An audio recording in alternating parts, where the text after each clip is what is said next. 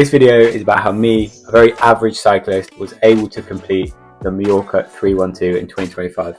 The Mallorca 312 is one of Europe's most iconic cycling events. It's held every spring on the stunning island of Mallorca, and amateur riders from all over the world come for the closed roads, incredible scenery and amazing atmosphere. There are three route options: 312 kilometers, 225 or 167, all of which are a serious challenge.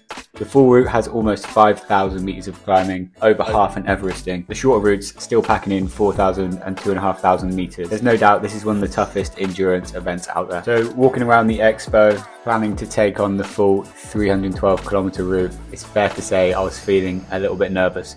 But that's not the only reason why.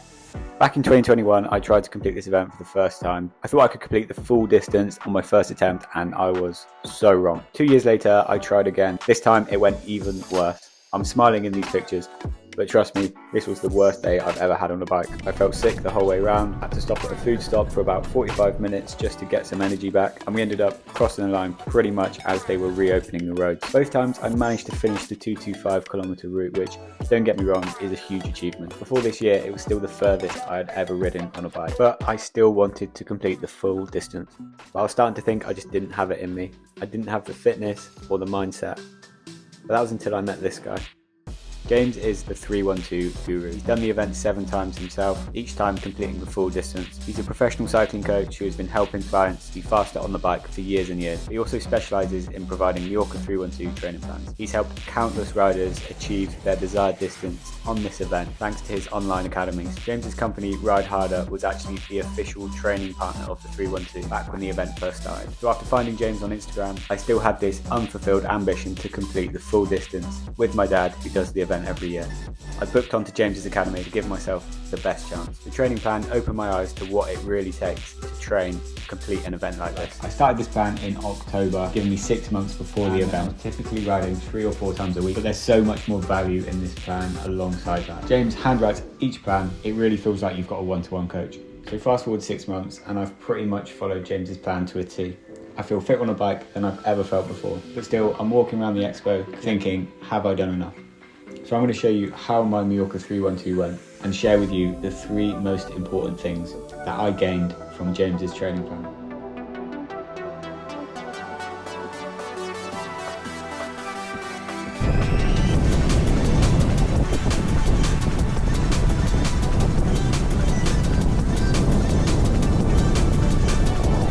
So first of all, the biggest advice I can give to anyone taking on this event is preparation. This is not a normal race. Over 8,500 cyclists take to the roads, so no matter how good the organisation is, there is an element of absolute carnage. It's not just a case of endurance either, you also need to be fast. The roads are shut, but in order to be less disruptive, they open back up as quickly as possible. That means there are 2 key checkpoints that you have to get to before a certain time of the day, otherwise you're blocked from taking the longer routes. We started the event pretty far back in the last pen. This was a bit of a concern, but also something that I prepared for, given James's advice. We turned up as early as we could to get a decent position. This meant we only lost about 15 or 20 minutes at the start line. Because the event is so big, that's actually pretty good. The first climb is the Col de Femenia. This is the longest climb on the ride, so in a way it's good to get out of the way. As you can see, I'm already fueling. This is another huge part of the training plan that James provided. He works with a professional nutritionist who's also an elite cyclist, so it's fair to say the advice that you get is pretty good. In my previous attempts, I simply did not eat enough. I was aiming for around 60 grams of carbs per hour and tested in training the food that I liked, could tolerate and easily eat. Even though it felt like we'd just started, I made sure I was eating early to prevent the bonk. At this point in the ride, I'm full of anxiety, I'm worried, I'm questioning whether I've done enough training or done long enough training rides. So this was another misconception that I had. Because this is going to be probably a 12-hour ride, I thought that in training I'm going to have to be doing 8 or 9-hour rides. This just wasn't the case at all. The furthest ride that I did was 6 hours. And even James had only prescribed a 5-hour ride as the longest session. The reason for this is because rides over 5 hours long just put so much strain on your body that you're probably going to take 2 or 3 days off afterwards, or you're going to just make yourself ill. Instead, when the plan really ramped up, James suggested doing a 4-hour ride on Saturday, followed by another 4-hour ride on Sunday, or 5 hours. This way, you're not putting too much strain on your body, you're still riding long enough to get used to fueling and comfort on the bike, but most importantly, you're building your fitness so you peak at the end of April. I'm still feeling really strong at this point, in contrast to my last 2 attempts, where at this stage, I'm usually starting to feel power in my legs leave me. This is the second biggest piece of advice for training for this event. Zone 2 training is so key. Zone 2 is your endurance zone, and I never really rode in it. On any cycle, I just went as fast as I felt I could in that time, because that's how I thought you got fitter. In my training plan, I'd say around 80% of the work was in this zone 2, which, if you're not familiar with training zones, this is a level of effort where you can relatively comfortably hold a conversation with someone. I was keeping an eye on my effort using my heart rate monitor, keeping it at the top of zone 2 or very low zone 3 on the climbs. This is where it's key not to push yourself too hard into the red. But just as things were going well, we were met with this huge build-up of people. This long delay put our race in major doubt. First checkpoint was just after this descent. We knew there had been a crash on this descent just a few moments before. So whilst we were trying to be careful, we also knew that we needed to reach this checkpoint. Thankfully, we were there 1 minute before the 312 kilometer road closed. On reflection, there was not much we could have done to make this more comfortable. We'd only stopped once before this just to fill up water bottles, which only took about 5 minutes. The only thing I would stress is to make sure you get to the start line as early as possible to lose as little time crossing the line.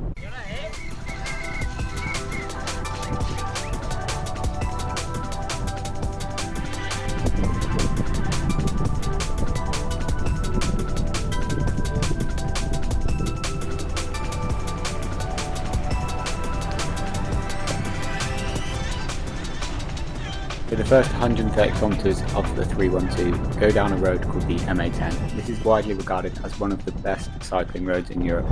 It goes through the Tramontana mountain range, all the way down the coastal roads, dipping into a few beautiful villages as well. It's my favourite part of the route. There are a few climbs, but there are also a few nice fast sections as well. And the views are definitely the best you get on the whole course. It's also early enough into the ride where you can still appreciate the amazing views because you're not in that much pain yet.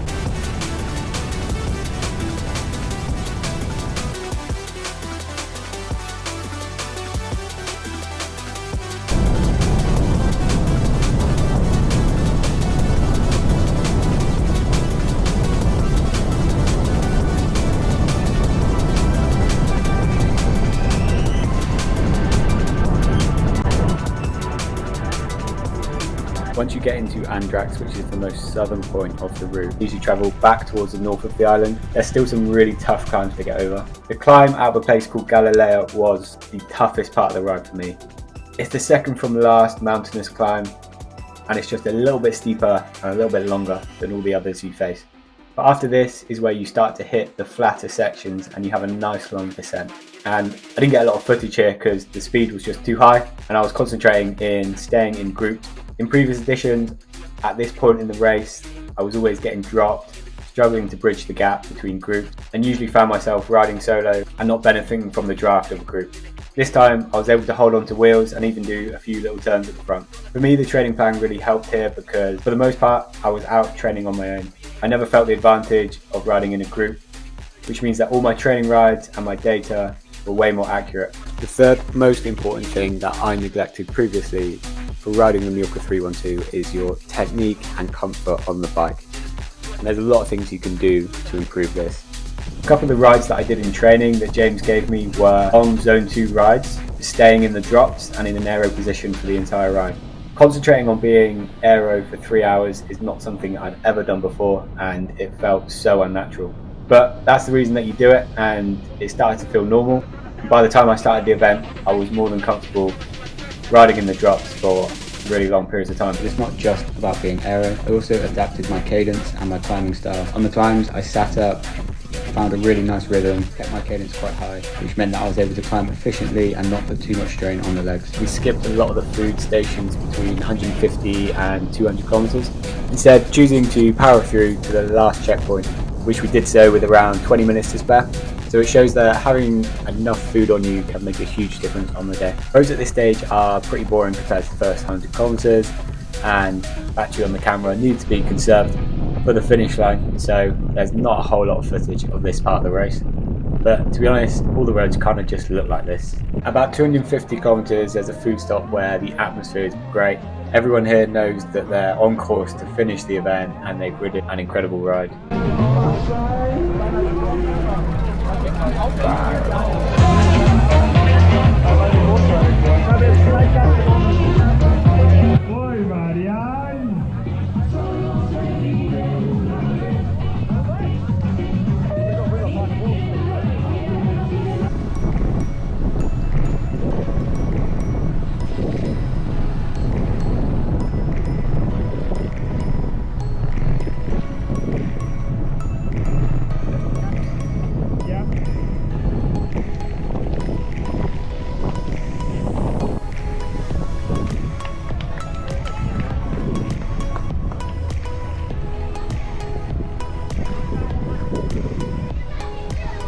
The tailwind was actually quite kind on the day, which meant that we pretty much flew into Arta.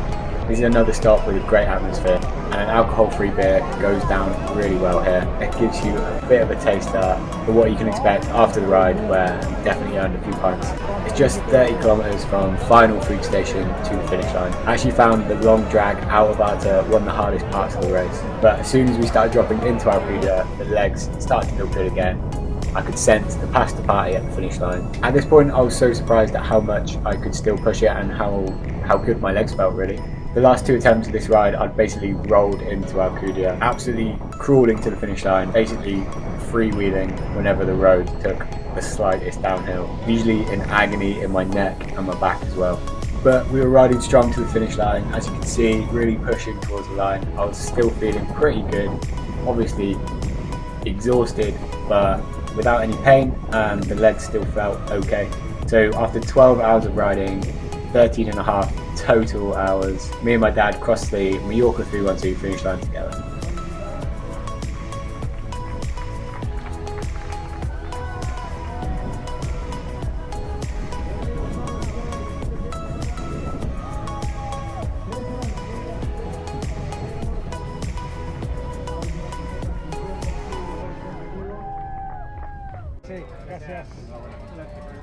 I managed to catch up with James and some of the other graduates from his 312 Academy afterwards. All of them were delighted with their ride, and there were a handful of others as well who completed the full 312 distance for their first ever time, including a female rider who was one of only 167 female riders who completed the full distance.